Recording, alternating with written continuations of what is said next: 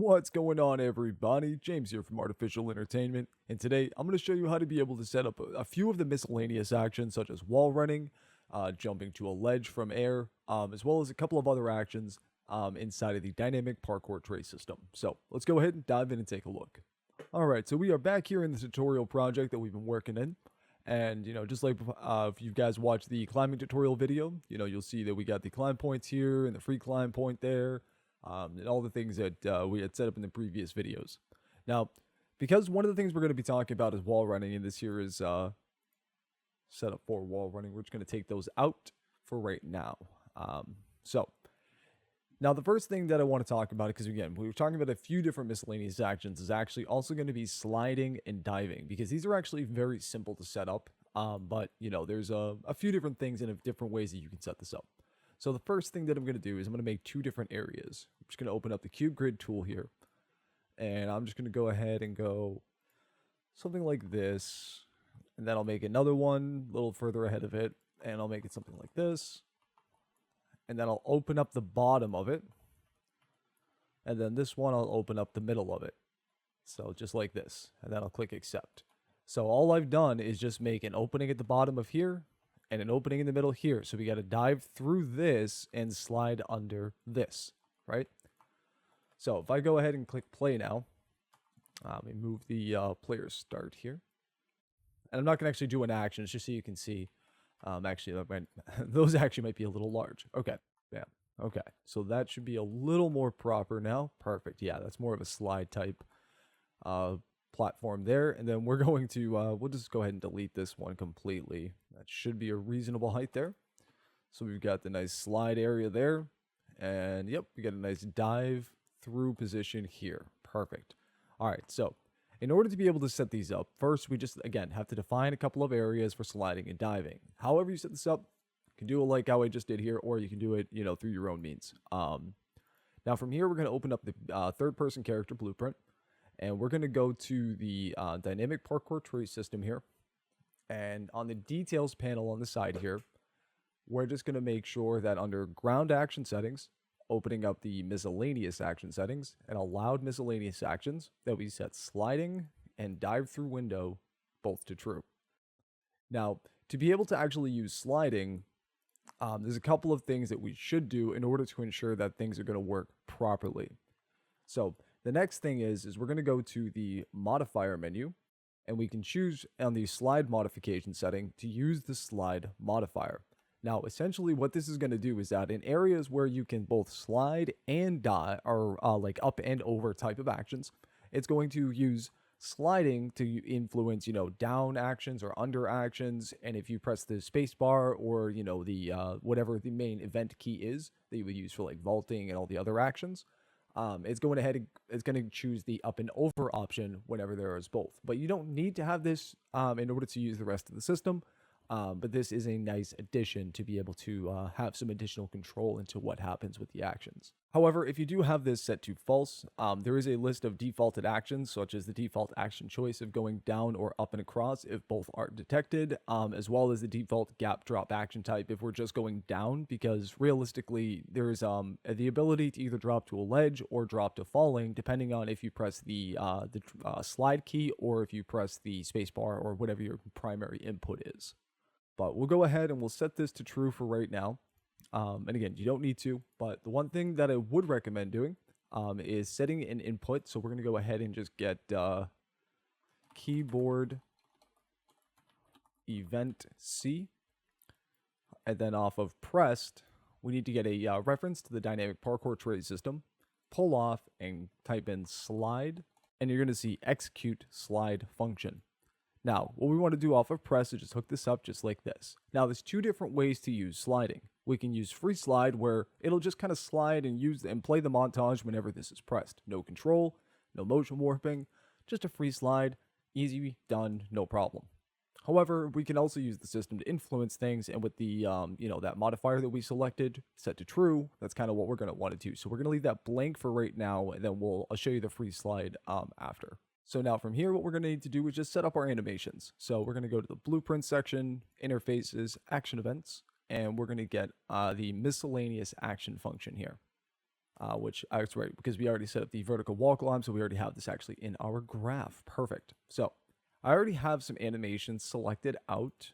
So we're going to go to the tutorial assets, and then we open up the traversal folder here. As you can see, I've set everything into folders just to make things a little easier, look a little bit cleaner. And then we got the slide dive folder here. Now, my sliding in the animation pack I have is in a start and finish pack, so I'm going to show you a way to be able to combine these easily. But we also have the dive roll here. So this is the dive, and this is the slide start and the finish. So what we're going to do is we're going to right click first, create a new folder, montages. And then we're just going to take all of these animations, right click, go to asset actions, and bulk edit via property matrix. This allows us to edit the values of multiple animations at once, and it's a really, really handy tool. But what we're going to do is we want to make sure root motion is enabled, and that's pretty much it. So we're just going to make sure that's the case, save all, good to go.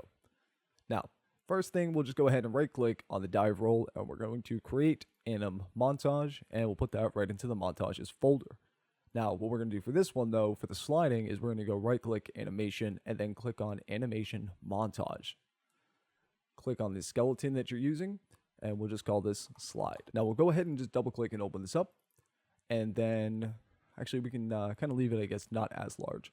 And then we're going to take the slide start, put that in there, and then the slide finish, put that in there. And then we should get, when we play the animation here, nice start and finish. So we comboed those two animations into one montage. So go ahead and put that into the montages folder. So now we have the dive roll and the sliding. Now we just need to do the usual setting up of motion warp windows. So what we'll do is for the diving, we're just going to add notify track here. Add a notify state for motion warping. And we're going to put it right at the beginning here. And we're going to look at where it kind of gets to right about there. And this is going to be like the middle point of where he's going to dive to. So we'll just name this, and we'll set this to warp 1, considering that's going to be the warp name for this one, because it's going to use the warp 1 for the height point. And then we're going to uncheck ignore z-axes, make sure warp rotation is true, and then we're just going to look for kind of right about here. We'll go ahead and reset at notify state, or add notify. And then we're going to reset parkour action. I might actually even place this back a little further, something like right there. All right, so now that we got that set up here, we're going to do the same thing in sliding, where we're going to add a new notify track here. And then just right click, add notify. Add notify state, motion warping. And then we'll just kind of look at right about there. And then we're going to, just like with the dive, we're going to name this warp 1, because it's, again, just getting the middle point. With this sliding, though, we want to set ignore z-axes to true, because this will keep the actor on the ground rather than trying to raise them up to the location. This is, I guess, you could just lower the point if you wanted to, but ultimately this is just done because you don't really need to adjust the height on a slide. You just need to know where the ground is, and the collision can be used as accordingly. So this kind of just really just allows you to be able to do things as you normally would want to. But we are going to do warp rotation, making sure that is true. And then, just as usual, we'll go to right about where the slide ends. And then we're going to go right click, add notify, and reset parkour action. I'll actually pull this back just a little bit. And I'm also going to change the blend settings here. So the blend out, blend time, I'm going to set this from 0.25 to 0.1. Now, the reason I do this is because sometimes the blend out settings on a montage might be a little too fast. It doesn't mean this won't trigger. It just means it won't trigger smoothly. So sometimes setting the blend out time can be a solve all for everything, and it doesn't really affect much as long as you don't set it to 0. So now that we have our slides in here and our dive and everything, we're going to go back to our character blueprint here, and we'll pull this off to the side so we can see both these animations, and we'll pop these in for sliding and the dive through window animations, and then compile and save. Now, because we've already set the allowed actions, and we've now created the animations, there's one other thing that you can do. This is not a necessary point, but is something that you can do to be able to define things a little bit better, is if we open up the system, the dynamic parkour trace system here, and we look at under ground action settings, open up miscellaneous actions, you're going to see that there's two options here, slide area dimensions and dive through window dimensions. So this allows you to be able to set the height and width min-max for both of these actions. So you can really define and control what's a slide through area, what's a dive area, and what to ignore. Now, if I go ahead and I click on play here, press C, we're going to do a nice slide under. But if I press the space bar here, we'll do a dive through the window using that dive through window animation. And again, it's getting that. You can see the yellow is getting the height point. So we can go ahead and just, use that for whatever we need. Now, the other cool thing too is that if this object was a little bit lower, which I can actually go ahead and just modify it using the cube grid tool here, because we do have the slide modifier enabled here. You can see that if I press the space bar, it does the climb up action. However, if I do, again, the C key for the slide function, it does the slide under. Now, just to show you as well, if I open up the third-person blueprints here, and I go back to the dynamic parkour trace system, and we just disable that slide modifier. So we're going to disable the use slide function, and we're going to make the default action choice down. So this way, if in an area where a slide is an option, it's going to slide. However, if I go ahead and press the space bar, it's still going to slide. So you're not going to get the up and over variance, but it'll still prioritize. So this will allow you to be able to kind of do things a little bit differently. And, you can do up and across if you want. So this way, if I do this, it'll do the up and over. However, if I press the slide key, it's still going to do the up and over. So it's going to kind of override if there's no blocking anything, there's nothing preventing from sliding. So, there is some uses where, you might want to make sure to set it to down instead if you're trying to ensure a slide action is always taken unless there's a blocking, blah, blah, blah, blah, blah. But yeah. So there's a lot of information that you can adjust within this. And the reason why I say blah, blah, blah, blah, blah, just so people don't think like, what are you not explaining? It's nothing I'm not explaining. It's just... essentially, it's just, if you're not sliding in this condition, if it's too high, if there's a blocking wall, if there's something on the other side, if the dimensions aren't right, if any of the things that are available to adjust within the menu here, if any of those don't match, it's going to choose a different action. But primarily, that's again if you're using the slide function here. But again, it's just for variation, allowing for different action choices and things to be done. But yeah, that's basically it for the slide. It's just setting up the execution, setting up the animation montages, and then going ahead and just, adding it into the little note here. So that's kind of it for that. Now let's move on to the wall running and the jump to ledge actions. Now, there's two different ways you're going to set this up because there is an additional trace call if you are not using the jump input. If you are using the jump input, it's already built in to the call itself. But if you are not using the jump input, then what you're going to want to do is like if you have, let's say you have the jump here, just go ahead and just disable this so that way it can, see it more what it might look like for you. Then from here, what you're going to want to do is pull off of any reference for the dynamic parkour trace system and call the execute in air trace right here. So, and then just call this right after. However, again, if you are using the use jump input function, this will work when jumping happens regardless, because it's going to call the internal function inside of the actual system, and that system does also call this same trace. But anyways, what this trace does is a twofold thing. It calls two different events. One that's going to do a left and right trace looking for possible wall run areas, as well as a forward trace looking for possible ledges that the character can attach to. Now, neither one of these actions are going to actually happen unless we have them allowed. But if we have them allowed, then we can go ahead and kind of do something with all of that. So first, let's go ahead and open up the dynamic parkour trace system, go to the miscellaneous actions, open up the allowed actions menu, and now we're going to allow for the wall run and attach to ledge from falling state. Make these both true. Then we'll compile and save. Now, the first thing we'll do is the attach to ledge from air, because that just requires a simple animation call and kind of similar to the sliding and diving. So inside of the tutorial assets folder here, I do have just a quick, simple attach to ledge animation. Let's see, where is it? Here we go, ledge attach. So it kind of goes from a mimic of my falling state, and then it kind of just attaches to the ledge like so. So what we can do is we're going to just right click, create and a montage, and then notifies add notify, and do just like what we've done before with adding a motion warping state. We're going to go ahead and set it from here to right about when he gets onto the ledge and the root bone is kind of set in position. We don't necessarily have to worry about the pelvis or the hips, but we want to make sure that the root bone position is settled. So maybe right about here is going to be better. And then from here, because we are going to be attaching to a ledge, this is where we're going to want to use that set climbing notify, because we are attaching to a ledge and setting a climbing state. So we want to make sure that that is actually set to true. However, we want to make sure to set the motion warping information up as well. So we're going to go up to the warp target name up here in the details panel, and then we're going to change this to warp 1. And then we're going to use the ignore z-axis to set that to false, keep warp rotation to true. Now, this is one of the actions that does also look for the rotation of the object that you're jumping onto and assessing and applying that accordingly. So if it's if the rotation of it is slightly off-centered from the actor, it is going to apply that rotation and making sure that it kind of gets into a nice lineup with the object.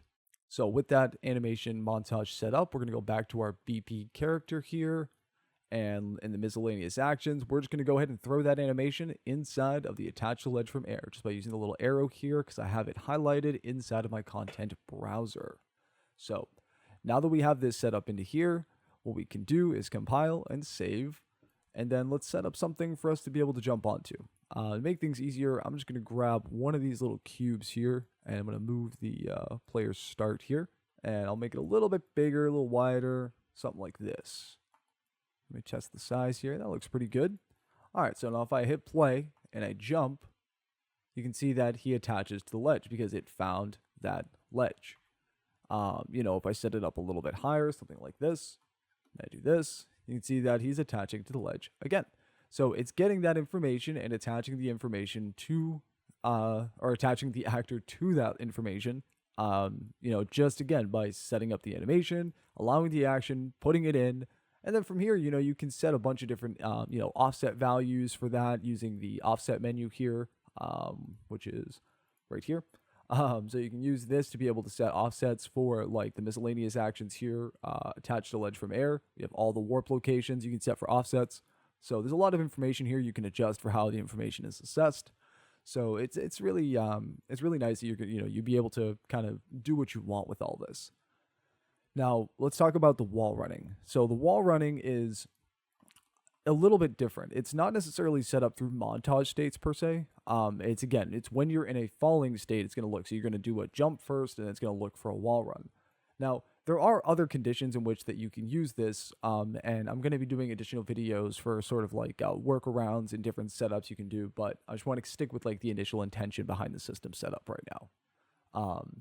So what we're going to do is we're going to go back to the content browser really quickly, and we're going to look at the dynamic parkour assets, so the DPTS _ assets, and then go to blueprints, and then bring out a climb point generator. Now, this is how you're able to set up wall running, is actually through these the generators here. So we're going to set up 1 point, 1 row, and we're going to set the box extent. We'll just start with 50, 50, and 50, and then we'll just take the Y here and kind of make it a little smaller, and then we'll make this a little bit bigger here.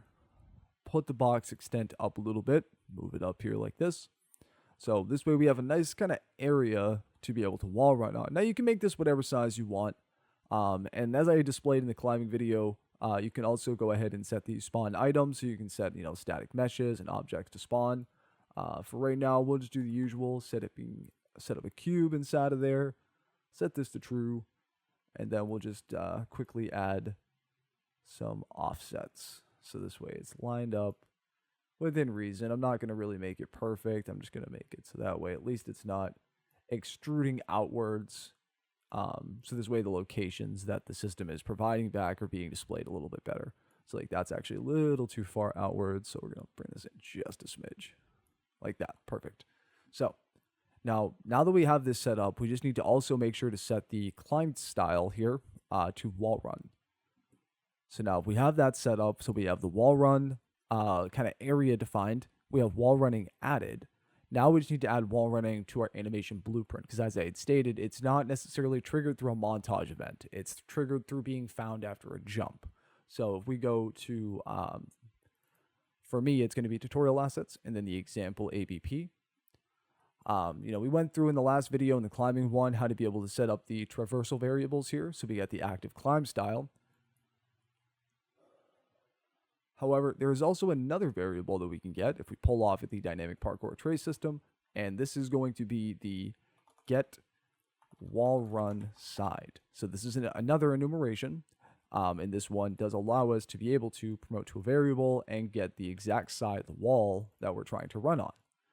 Now, why this is useful is because if we go ahead and go to our locomotion state, this is where we have the get the climb style if it's equal to none, and then we have our poses here. Now, what we're going to do is off the free climb, off the wall run pose here, we're going to pull off again, and we're going to blend by side, and you'll see blend poses E_side direction. So this is an enumeration that's inside of the system, and we can use this by right-clicking and getting left, right-clicking again, and getting right. So this way we now have left and right, and we have the enumeration that matches right there. So that wall run side can go right into the active enumeration value, and there we go. So now we've got poses for wall running, or at least the ability to put the poses in. So I do have the, if I go to my content browser, let's see, it's open up the animations folder here, traversal, wall run. So I have these two animations here for cycle, and these are in-place animations. These are not root motion animations, just to clarify. Even if you have animations that are root motion, as long as they're cycling, you can just set the root motion to force root lock, and they'll work just fine. But what we can do is we'll take the right side and the left side here, put these both into our animation blueprint, and then we'll take the left, hook it up to left, and then we'll take the right and hook it up to right, just like this. Bam. Now we'll go ahead and compile and save. So now if we are wall running, it's going to look at what the wall run side is, and then select left or right based off of whatever that value is. So now we'll go ahead, and then we just need to hit play. And then if we jump in the direction of the wall run here, we happen to wall run. And we can also jump off if we hit the space bar while we are in a wall running event. Now the one thing you'll notice though is that the animation does stop. And the reason for that, just so you guys know, is because if you click on the animation, inside of the details panel, there's an additional option here for loop animation. So we need to make sure this is actually set to true for both of these. This way it'll actually run the animation all the way down until it's no longer true. So now from here, what we can do, there's a lot of settings that you can use to be able to adjust wall running. One of the most important ones, I feel like, just for fine tuning for what you're going to want, is going to be in the settings, ground actions, miscellaneous, wall run settings, and setting the speed values. There's also an advanced velocity option here as well, where if we set this to true, it's actually going to do sort of a decrease of speed as well as an increase. You can see it kind of goes up and then it kind of goes down, decreases in speed, and then, he kind of falls off the wall. I hit spacebar just like the perfect time, so he tried to catch himself. But anyways, so there's an entire system built in. Now this is single player only because some of it is built off of interpolation. But we can set the speed, let's say from here, we'll set it from 650 to, I don't know, we'll set it to 1200, make it something super fast. And then if I hit play, you can see we're zooming along that wall now. And this is kind of how this all works, is you want to make sure that your speed is something that's going to be equal to what you want. So we'll set it to 650, and then we got this nice kind of jump off type of deal. Now speaking of jump off, there is also a built-in launch character that is the wall run jump velocity, essentially, is what's going to influence this. So you can set it to a higher value, if you want to give it higher, let's say Z velocity, so make it go up higher versus forward. You can do this, and you can see it goes way up there. So these are kind of different things that are all going to be influenced based off of, and there's certain physics settings as well that influence all of this as well. So we'll set this back to, I don't remember what it was, so I'll just do Control Z, 650, okay. So, but there's a lot of different settings we can use. The speed decay rate means how fast it's going to slow down. The distance to wall is a correction value, so this allows you to be able to set how far from the wall. So if I set this from 60 to, let's say, just, we'll set this to 90 and hit play. It'll now, you can see it places me a little farther from the wall, and if I set this from 90 to 40, it's going to kind of clip into the wall a little bit, you can see. So there is a value that kind of works best, and it's going to depend on your character. Different scaled characters, different sizes, they're all going to need different values, but ultimately you can use this to be able to control what that value ultimately is going to be. So that's one of the nice things about the settings menu here, is that you can really control anything you want. There's no real limitations to anything. So now the one last thing that I want to just cover really quickly before we close out the video here is we're going to go back to the in-air ledge option here, and you'll see at the bottom there's an in-air ledge search trace options. I meant to cover this earlier in the video, but I did want to just note this really quickly, that these two different values, this is how far low from the actor it starts from.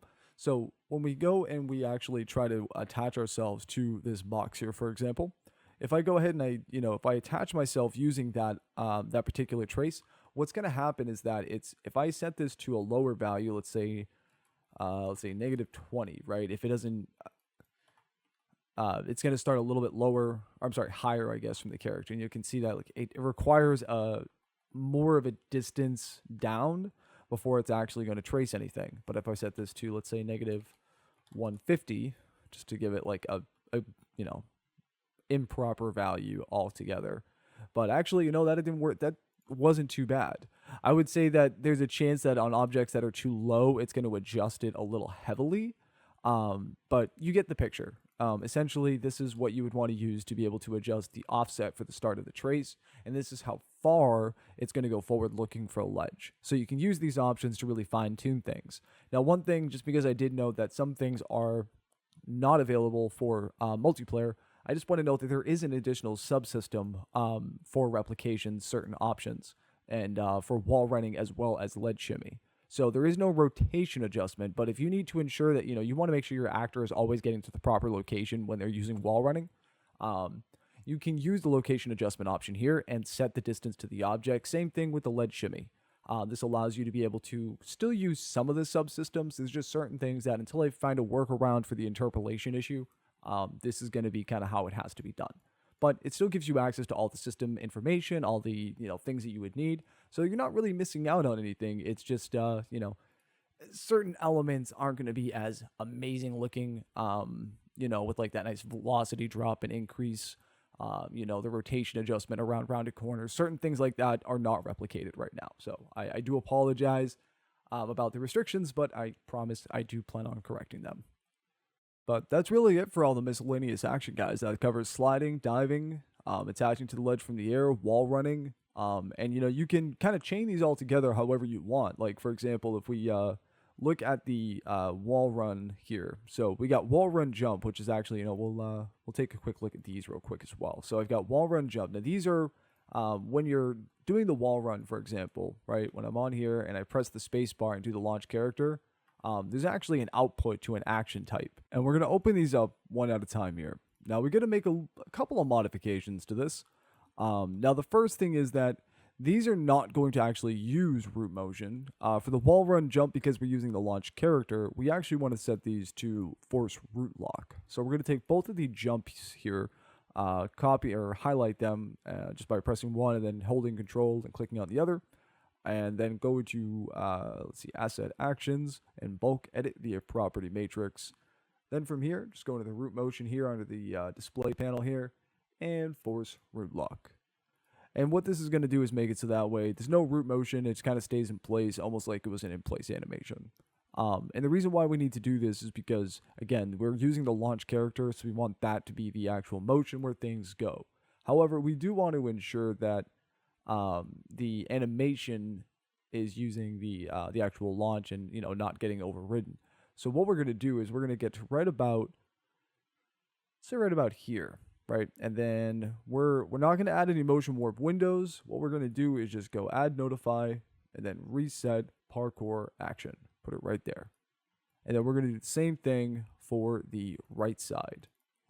So we're going to look at right about where it enters into like a falling state. Something like right about there. Notifies, add notify, and reset parkour action. Now, I also do recommend possibly just adjusting the blend states, changing the blend out to 0.1 instead of 0.25 as I've shown you guys before. just because, again, with certain actions, it does really help with kind of maintaining smoothness going in and out of the action. So now from here, all we need to do is we're going to go ahead and open up our character blueprint here. Then we're going to go to the miscellaneous actions. And let's see, get this out of the way here. And then we'll take the wall run left jump, put that into here, and the wall run right jump, we're highlighting it in the content browser, and then just clicking on the little arrow here that says use asset browser selection, and then we'll just go ahead and compile and save. So now what we can do from here is just hit play, and then if we go ahead and do a wall run, and then press spacebar, you can see we do the jump there. Now the only thing that I will say is, let me go to my event action. Yeah, so the gravity scale is being set to 1.2. So I'm going to set this back to 1.75, just because with the launch character, it is a little bit high, I suppose. So we're going to go ahead and take it back, and there we go. Now we got a bit of a better launch there. Still going up a little bit high, but we can always adjust that inside of the settings here. And we can also take this and move this back as well, and kind of make it so that way it starts using the launch velocity maybe here instead of way back at the end of the animation. So let's see, we're going to go check both of these, and then we'll set this one back here as well. So we'll look at where it kind of jumps off the wall, something like right about there. This is why you just need to play around with the warp locations, because then we go ahead and we'll do this. You can see we get a more accurate jump. It's not as kind of messed up there, so we can go ahead and just, you can see it's doing what it's supposed to do and not being as overly exaggerated. But it's all about where we set this notify. So depending on how far forward or back, it's going to change how that jump is going to play. Now, click on the reset parkour and notify here, or the reset parkour action notify. You'll see that at the top here, there's an execute air trace option. And what this is going to do is essentially allow you to be able to execute the wall run and ledge trace search after this executes. Now, there is a delay built into it to ensure that it doesn't trace automatically, so we can go ahead and just select this if we hit play, and then do this, and then hit this. I guess we would need another wall, or it might actually be the wrong side, possibly. Yeah, it's the wrong side, that's why. Okay. So we'll go ahead and we'll set this on the left side as well.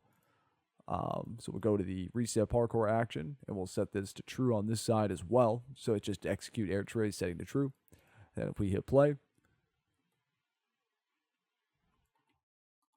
guess we should probably just make another wall run point here. So what we'll do is we'll take it and we'll kind of pull it forward a little bit, a little more out, something like that. So then we'll do this, and you can see that now it executed the trace and is looking for another wall run. Now we can even do cool things now because we have that trace now running. Let's say we're going to make this nice, good size ledge here. Something like that. So then we've got wall run, and we can jump over, do this wall run, kind of get to the end, and then attach to the ledge. So you can combo actions together just by using that notify, and on different actions, anything that's a jump or drop, like a tic-tac jump action, you can use this notify to be able to actually, set those nice combos together. So there's a lot of different things that you can do based off of how you set things up. It's, again, as I keep saying, it's up to you. But that's pretty much it, guys. That's all for like the main parts of the miscellaneous actions, the replication side of things, the non-replication side of things, wall running, diving, sliding. We've kind of covered all that main stuff. Again, there's gonna, as I always say, there's gonna be more videos that are gonna be coming out. Talking about more about the settings menu, some different overrides you can do, and all that kind of good stuff. So keep an eye out for that, guys. I'm super excited about this system. I can't tell you enough how much I love this, and I really do hope you guys love it too. So let me know if you guys have any further issues, any problems with it. I'm always looking for bug fixes as well. So, but anyways, it's going to close out for today's video, guys. I hope you enjoyed. There's going to be more to come, so stay tuned, and as always, stay animated.